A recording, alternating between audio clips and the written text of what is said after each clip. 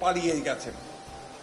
কতটা ইররেসপন্সিবল হলে গোটা জাতিকে আজকে একটা শূন্য অবস্থায় ফেলে দিয়ে তিনি এইভাবে চলে গেছেন। এখান থেকে বোঝা যায় তার যে আসল চরিত্র, সেই চরিত্র। আজকে আমি শ্রদ্ধা জানাতে চাই, প্রাণ ভরে আমাদের শ্রদ্ধা নিবেদন করতে চাই সেই সমস্ত শহীদদের। প্রায় 1000 খানেক শহীদ হবে যারা এই আন্দোলনে শহীদ হয়েছেন। আমি আবারও আমার শ্রদ্ধা, আমার অভিবাদন, শুভেচ্ছা জানাতে চাই আমাদের বীর সেনানীদেরকে, এই ছাত্রদেরকে যারা আজকে এই অসম্ভবকে সম্ভব করেছেন। আপনারা জানেন যে দীর্ঘ প্রায় 16 বছর আমরা এই স্বৈরাচারী সরকারের বিরুদ্ধে সংগ্রাম করছি, লড়াই করছি। ইতিমধ্যে তারা আমাদের দেশনেত্রী বেগম খালেদা জিয়া, আমাদের চেয়ারপারসন, তাকে অন্যায়ভাবে সাজা দিয়ে তাকে কারাগারে পাঠিয়েছে। আমাদের হাজার হাজার নেতা কর্মীকে তারা অন্যায়ভাবে সাজা দিয়ে জেলে দিয়েছে।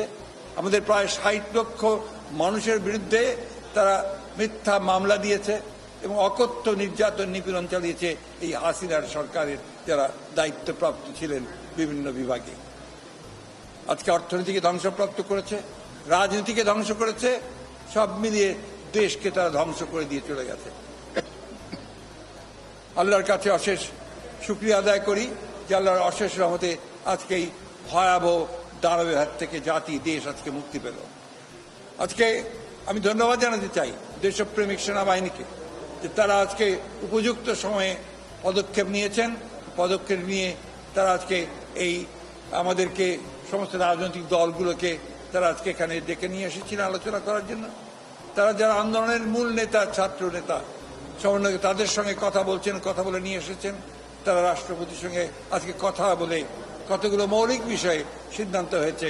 সেই সিদ্ধান্তর প্রথমটি হচ্ছে সেটা হচ্ছে যে পার্লামেন্ট ভেঙে দিয়ে অতি দ্রুত একটি ইন্টারিম গভর্নমেন্ট, অন্তর্বর্তীকালীন সরকার গঠন করা হবে নির্দলীয় সরকারদেরকে নিয়ে। আজকে সিদ্ধান্ত হয়েছে যে দেশনেত্রী বেগম খালেদা জিয়াকে অবিলম্বে কোনো কালক্ষেপ না করে তাকে মুক্তি দেওয়া হবে। সেই সঙ্গে মুক্তি দেওয়া হবে সেই সমস্ত নেতা কর্মী, ছাত্র নেতা যাদেরকে অন্যায়ভাবে গত 1 জুলাই থেকে বন্দী করে রাখা হয়েছে, তাদের সকলকে মুক্তি দেওয়া হবে। রাজনৈতিক কারণে যাদেরকে বন্দী করে রাখা হয়েছে মুক্তি দেওয়া হবে সেই সমস্ত মানুষদেরকে যারা অন্যায়ভাবে কারাগারে আটক হয়ে রয়েছে। সিদ্ধান্ত হয়েছে যে এখন এই হাসিনার পালিয়ে যাওয়া পদত্যাগের পরে যে অবস্থা সৃষ্টি হয়েছে, সেই অবস্থা, বিশেষ করে আইন শৃঙ্খলা পরিস্থিতি যে অবস্থা সৃষ্টি হয়েছে, এই আইন শৃঙ্খলা পরিস্থিতিকে নিয়ন্ত্রণে আনার জন্য সমস্ত রাজনৈতিক দলগুলো তারা কাজ করবেন, ছাত্র নেতারা কাজ করবেন, ছাত্ররা কাজ করবেন।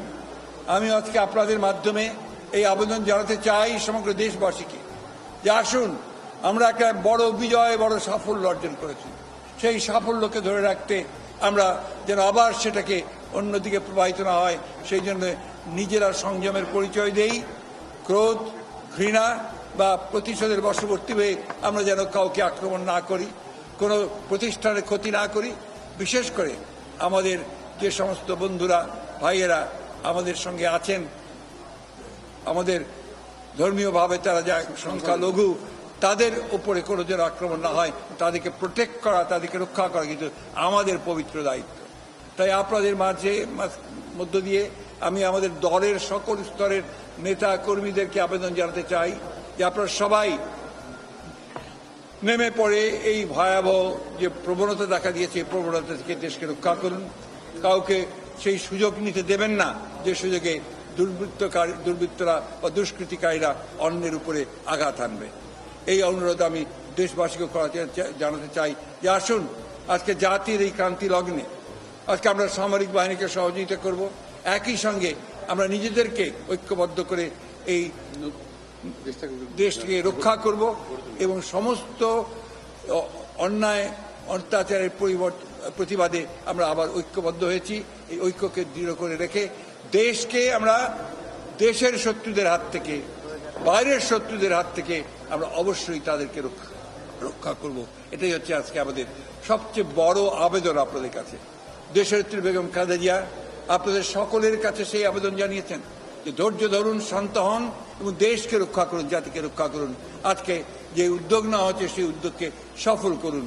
আবারও আমি আমার ছাত্র নেতাদেরকে সমন্বয়কারীদেরকে, ছাত্র বন্ধুদেরকে, যারা সবাই আন্দোলনে শরিক হয়েছেন, তাদেরকে আমরা আজকে সহযোগিতা করি এবং তাদেরকে অভিবাদন জানাই। সেই সঙ্গে আমি আবারও এই কথাটা আবার আপনাদের মধ্যে তুলে ধরতে চাই, যে নেতা আমাদের মাঝে নেই, তাকে অন্যায়ভাবে মিথ্যা মামলা দিয়ে বিদেশে নির্বাসিত করা হয়েছে, আমাদের নেতা তারেক রহমান, তিনি এই আন্দোলনে সর্বাত্মকভাবে সহযোগিতা করেছেন প্রতি মুহূর্তে এবং এই ফ্যাসিস্ট বিরোধী আন্দোলনে তিনি নেতৃত্ব দিচ্ছেন। তাকেও অবিলম্বে দেশে ফিরিয়ে নিয়ে আসার জন্য আমরা সব রকম ব্যবস্থা গ্রহণ করেছি। ইনশাআল্লাহ সেটা আমরা সফল হব। আপনারা সবাই ধৈর্য ধরুন, শান্ত থাকবেন, আপনারা সবাই ভালো থাকুন, সুস্থ থাকুন।